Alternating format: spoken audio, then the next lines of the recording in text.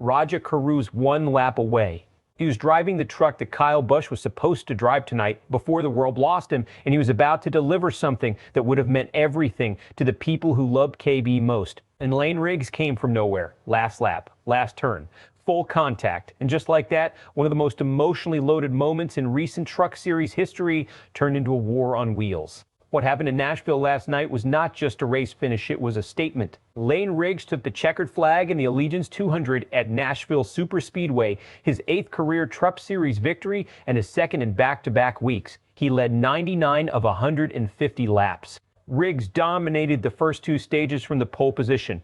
Then his truck went off in the final stage. He described it as barely drivable, and he found himself buried outside the top 10 with 30 laps remaining. His crew made the call to take fresh rubber late. That decision changed everything. Riggs carved through the field, past Chandler Smith for second with 2 laps to go, and then made contact with Rajah Caruth at the white flag before pulling around him on the outside to steal the lead and the win. Caruth, who was driving a truck originally prepared for Kyle Busch on the night honoring his memory, finished second. Chandler Smith was third, Ross Chastain fourth, Tyler Ankrum fifth. The race did not even start until after 11 p.m. Eastern, 3 hours late because of rain. Music City delivered chaos, emotion, and one of the more unforgettable finishes of the season. You cannot talk about this race without talking about Kyle Busch. KBM Kyle Busch Motorsports was present at Nashville, and Rajah Caruth was behind the wheel of the truck that Busch himself had been slated to drive before his passing.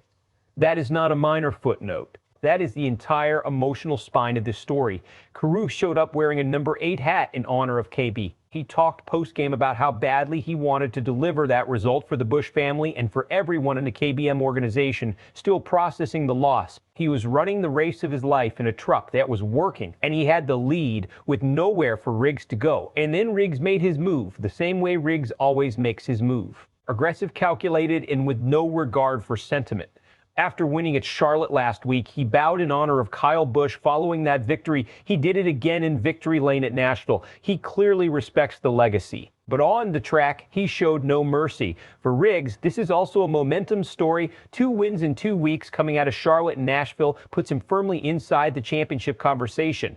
Front Row Motorsports has given him the equipment, and right now he is one of the hottest drivers in the series. The tactical decision that won this race happened in the pits, not on the track. When Caruth and the leaders cycled through at the start of the final stage, a small group including Ross Chastain elected to stay out and bank on track position. Riggs pitted for a stretch of time that had to be uncomfortable for the number 34 camp. It looked like the wrong call. He was running outside the top 10 with Caruth out front and building a cushion. But here is the thing about concrete ovals and tire wear. Nashville is genuinely brutal on rubber. The track eats tires faster than most venues on the schedule, and the drivers who stay out at the wrong time are not heroes. They become roadblocks. Chastain, Caruth, and the rest of the leaders were burning through their tires with every lap, while Riggs had 40 laps of life under his truck that nobody else in the front of the field had. When the late cautions flew, first for Caden Honeycutt's mechanical failure, then for a wheel that came off Ben Rhodes' truck, the complexion of the race shifted entirely in Riggs' favor. Those yellow flags froze the tire wear clock and gave him a clean restart on fresh rubber against a field that was spent. Once he cleared Chandler Smith on lap 149, it came down to one final showdown. Caruth knew what was coming. He aero blocked, he covered every line he could, and he forced contact at the white flag. Physical racing, both drivers left nothing in the truck. But Riggs had the tire advantage and the momentum in him on a concrete track at speed. That combination is nearly impossible to defend against. The smart play was Riggs' pit call. The gutsy play was the outside pass in turn 2 with the whole race on the line. Both had to work. Tonight, both did. What this also reveals is a legitimate concern for Caruth's team going forward. He was without qualifying time, which is a procedural issue worth investigating, and that forced him to start from the back and burn a different set of tires just climbing to the front. By the time he had the lead, his freshest tires were still older than what Riggs was about to put down in the closing laps.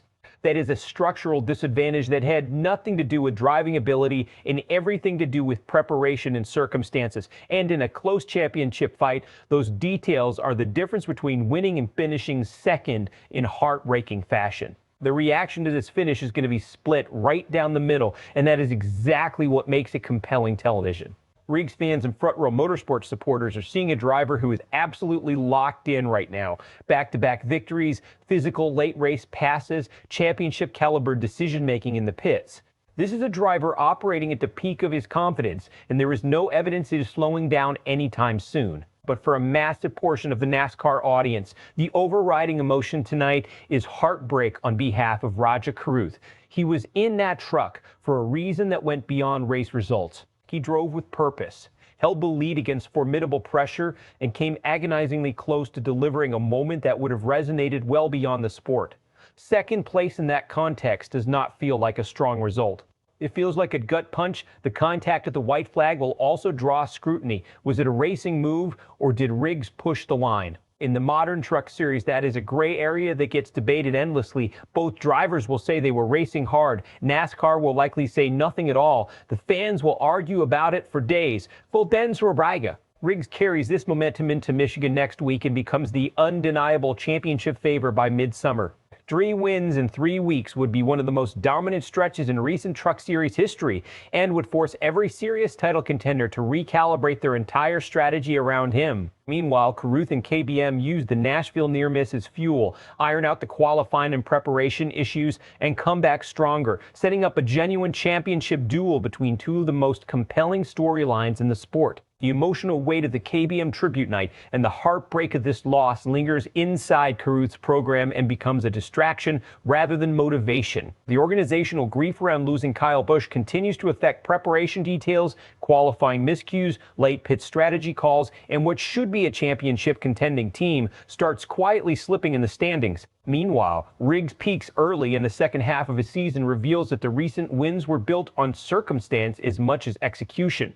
Layne Riggs went to victory lane at midnight in Nashville, bowed in honor of Kyle Busch, and kept right on rolling. 2 wins, 2 weeks, 0 hesitation. But the real story walking away from Nashville is Rajah Caruth in that number 7 truck, honoring a legend, running the race of his life, and coming up 1 turn short of something that would have meant everything. So here is where we land the debate. Was Riggs' final lap move a legitimate racing pass? Or did he take something that was not his to take on a night that deserved a different ending? Because that question does not have an easy answer, and I want to hear where you land on it. Drop it in the comments. And if this kind of NASCAR coverage is what you came here for, you already know what button to hit.